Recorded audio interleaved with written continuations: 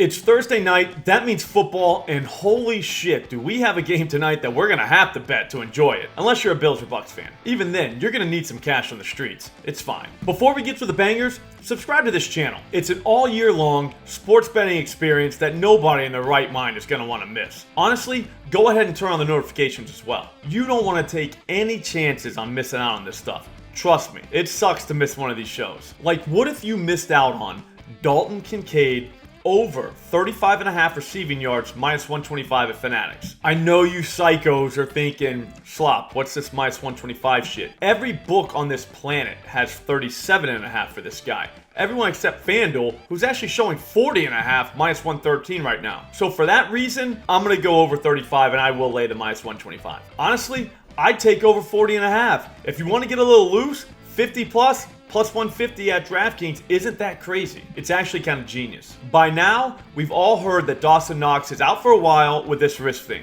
People are saying he needs surgery. That's bad for him, but that's good for Kincaid. He's been splitting tight end work all season long with Dawson Knox, and that means we really can't bet him. That all changes with Knox out. Just last week, we saw Josh Allen look to Dalton Kincaid 8 times. Guess how many of those balls Dalton caught? You guessed it.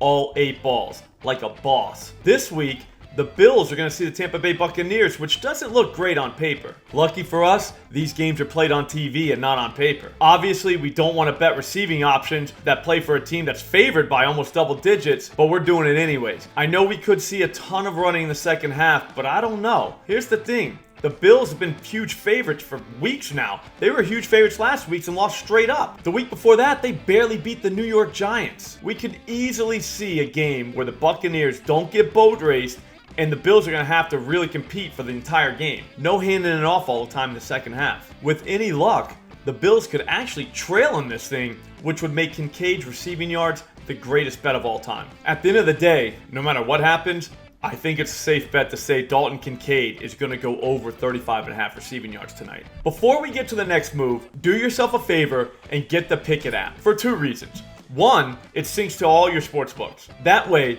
you can always see how much you're up all the time. For instance, my all-time ROI is 7.82%.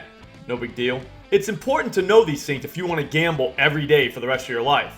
Being profitable helps, but also knowing what you're good at is going to help because then you can do that more than do the things that you suck at. That's just smart. The second reason you should get Pick'It is because it allows you to follow people. So if you want to see what I bet every day and just follow me, you can just do that. That's important because it's NBA season, so bets can come off at any time of the day. If you follow me, you're very likely to get my bets as soon as I make them. On top of all that, when you use promo code SLOPSLOCKS at download, they'll actually give you cash. What a world. Go get Pick'It right now. It's awesome. If you do get Pick'It right now, you're going to see Josh Allen over 259.5 passing yards plus 137 at FanDuel. Obviously, that price is boosted from minus 110. They gave me a profit boost, so I took it. I really don't like this game, so a boost is probably the way to go. The only downside of the boost is they'll only let me bet $10, but whatever. It is what it is. At the end of the day, it's action. Here's the thing about this one though.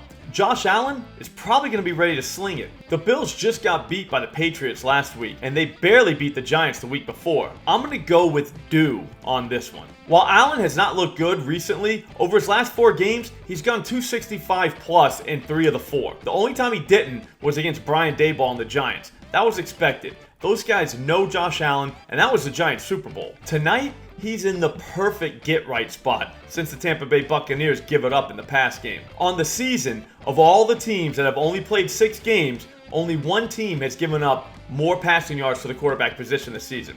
That team's the Chargers, and nobody's catching those guys. We just saw the Buccaneers give up 250 yards last week to Desmond Ridder. That has to be a career high for that guy. I didn't look it up, but trust me.